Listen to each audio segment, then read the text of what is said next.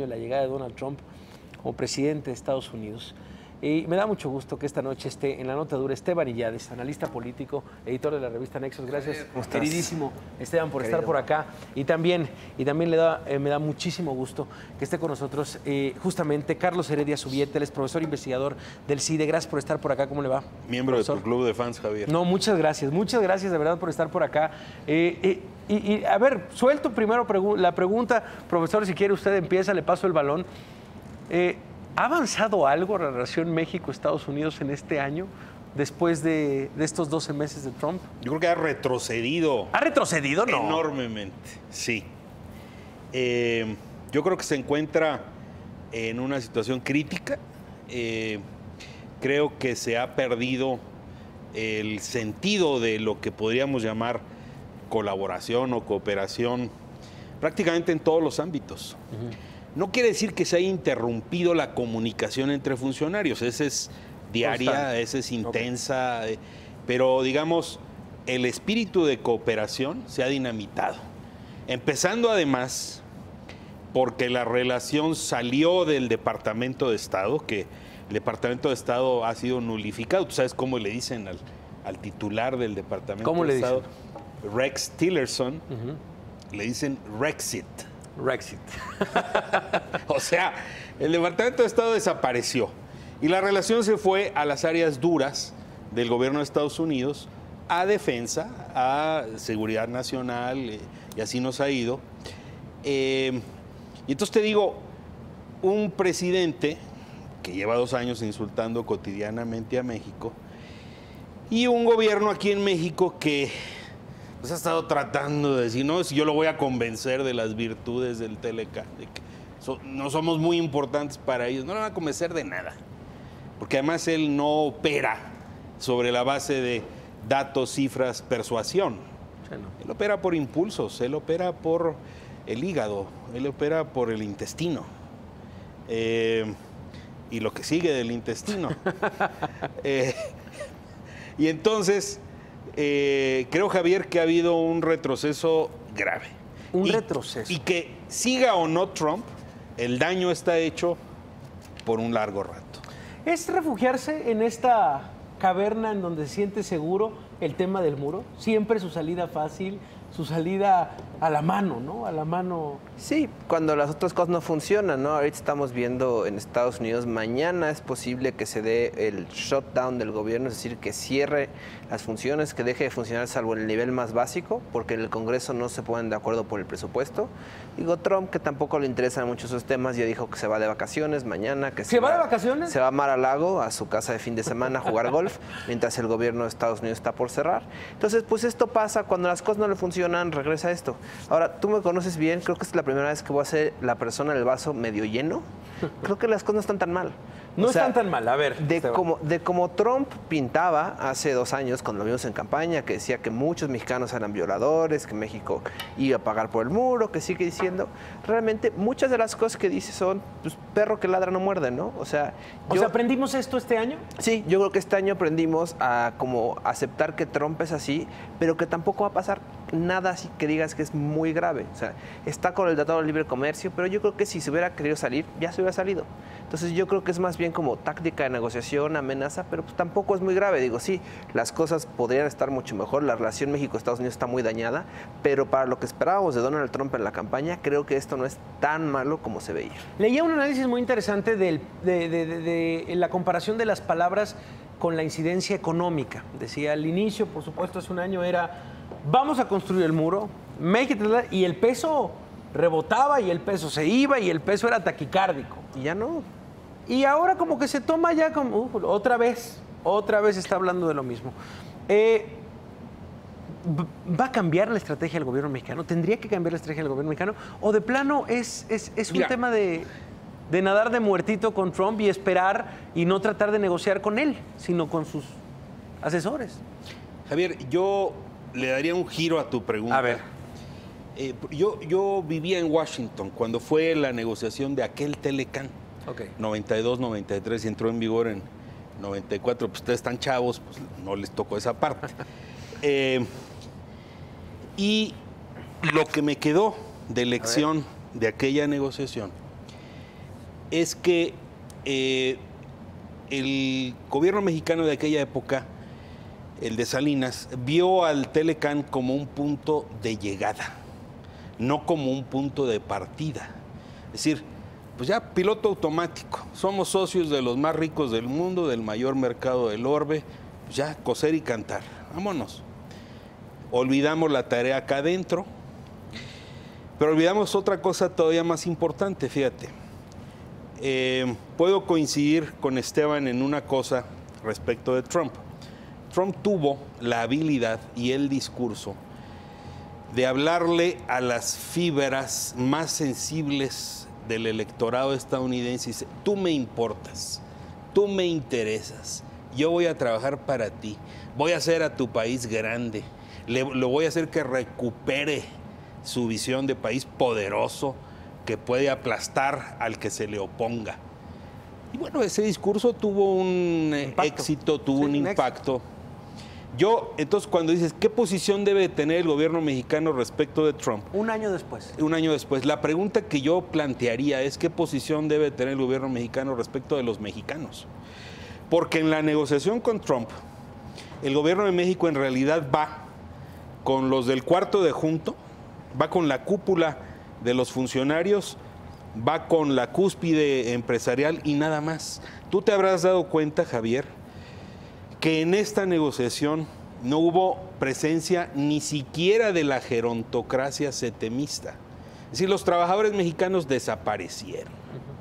Y cuando un canadiense o un estadounidense decía, oye, el tema de los salarios en México está grave, o sea, la brecha se ha ido ensanchando, entonces decían, no, ustedes usan eso como un argumento proteccionista porque quieren acusarnos de violaciones de los derechos laborales, sin ni siquiera reconocer que tenemos aquí en México un grave problema de salarios miserables. De voltear a México. Entonces, ¿cambiarías esa pregunta?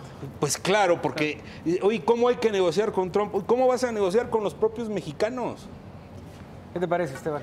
Yo creo que tiene un punto ahí, o sea, le interesa al gobierno de Peña Nieto mantener las cosas como están, que México sea un país manufacturero, que la economía para ellos funciona como debería, con un crecimiento del 2%, para ellos es suficiente.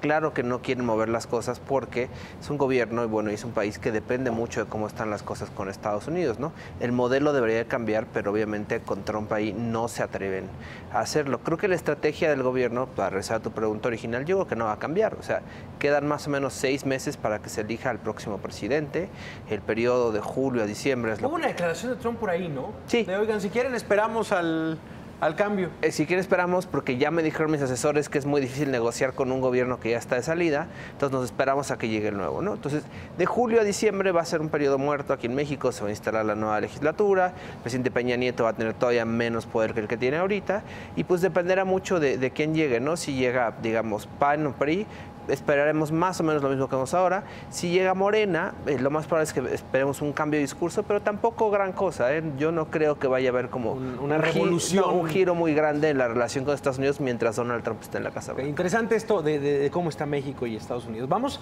y dediquemos esta última parte a Trump en Estados Unidos. ¿Cómo está internamente? ¿Cómo está internamente? Ha sido, yo creo, a ver, desde nuestro punto de vista, al final, desde las fuentes que yo consulto, que es el Washington Post, el New York Times, Slate, distintas revistas, yo digo, bueno, pues ha tenido un pésimo año. Pero ustedes que revisan más fuentes, que están más, que viviste en Washington, ¿ha sido un mal año para Trump este? ¿Las bases que lo llevaron ahí dudan ahora o siguen igual de fuertes? Mira, siguen ahí, incluso algunos dicen, yo volvería a votar por Trump y voy a hacer campaña por él y todo, pero en un porcentaje cada vez menor del conjunto del electorado mexicano. Es decir, la tasa de aprobación de Trump, que en algún momento llegó a estar en 46%, que no es nada espectacular, ha caído 9 puntos.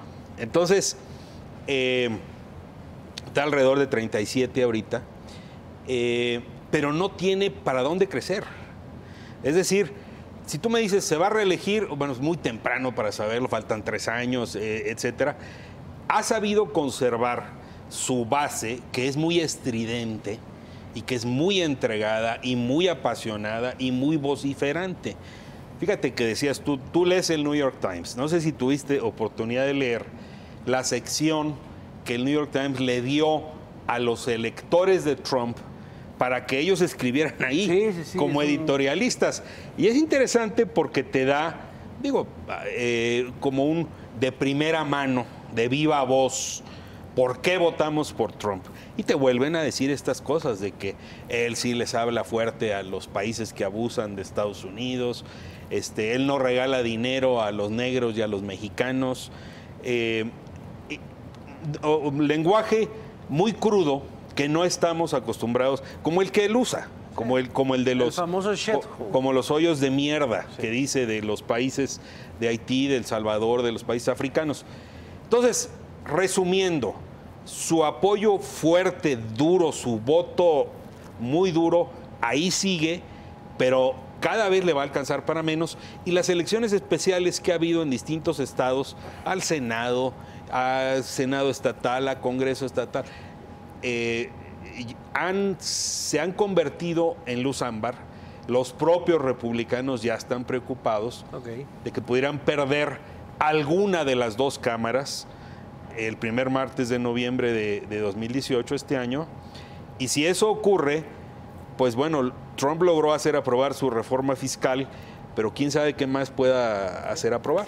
¿Cómo lo ves tú? Pues si usas las medidas convencionales, ha sido un desastre, ¿no? O sea, todo lo que estamos acostumbrados, un presidente normal, tener 30 y tantos % de aprobación el primer año, cuando la tasa de desempleo está bajísima, cuando la economía va bien, pues sería un desastre. Pero es Donald Trump. Para él es un éxito, yo creo que seguir aquí. O sea, que 2 años después la investigación de Rusia no lo haya alcanzado, que no le hayan aplicado la enmienda 25 para echarlo por cuestiones de si cumple con requisitos para ser presidente, los requisitos de salud.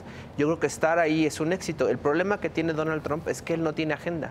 Todo lo que ha logrado empujar han sido cosas de otras personas. Lo más exitoso que ha hecho en términos relativos es lo que le propuso Steve Bannon, que es bloquear la entrada de personas de 7 países distintos, por ejemplo, este tipo de cosas como xenófobas, racistas, pero ¿por qué era la agenda de Bannon?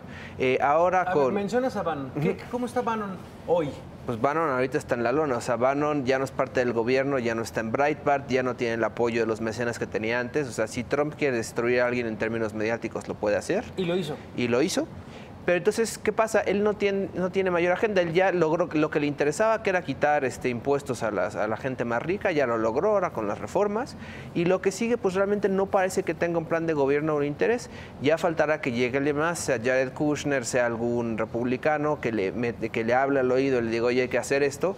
Y entonces lo hará. Pero él mismo como tal no parece tener interés en avanzar nada más que no sea reducir impuestos a las personas más ricas. A ver, y la eterna pregunta, por supuesto, desde el día 1 que empezó Trump. La eterna pregunta que nos hacemos es, ¿vemos en algún momento en el panorama, y con esto cerramos, la salida antes de los 4 años de Trump, un año después? Bueno, ya Esteban lo abordó. Ahí han estado sobrevolando varios fantasmas, ¿no? No, bueno, de todo. Lo han sopiloteado. El de la salud mental, sí, por ejemplo. El de la investigación sobre la trama rusa. Es decir, tiene varias espadas de Damocles sobre su cabeza, ¿no? Y sopilotes ahí arriba. Yo veo difícil, sobre todo si tiene mayoría en al menos una de las cámaras, va a ser muy difícil. Si los demócratas llegaran a recuperar ambas cámaras, también le tienen que medir, porque Mike Pence puede resultar un rival mucho más difícil de enfrentar. Mira. Entonces, ¿qué consecuencias tiene la remoción de Trump? No solo lograr la remoción, sino ¿a qué precio? Ok. Estamos de estreno, mi querido Esteban Illades también. El día de mañana se presenta tu libro. Así es. Tu libro, ¿cómo se titula? Y mañana por lo menos en digital. Ya sí, lo en tenemos. digital. Mañana, está en portada. Semana, ahí está en la pantalla. Fake News, la nueva realidad. Y pues es un recuento un poco de cómo han cambiado las cosas en Estados Unidos con Donald Trump, sobre todo en cuestión de noticias, ¿no? O sea, es un vuelo de pájaro de la historia de las noticias falsas, pero cómo se ha acrecentado eso y cómo está empezando a aparecer en México. Eso es interesante. Estamos viendo más cuestiones más allá de las noticias tradicionales que se podían considerar considerar como falsas también en este país. Estamos viendo nuevos sitios que se crean solo para hacer noticias falsas. Entonces, hay temas interesantes. ¿Le deben mucho las fake news a Trump? Sí. O sea, hay gente que se está haciendo millonaria justo por Donald Trump y por las cosas, por lo que pasa alrededor de él, pero gente que menos pensarías, gente en países europeos que se dedica solo a crear fake news para que en Estados Unidos se consuman. Bueno, pues estaremos, por supuesto, al pendiente del libro.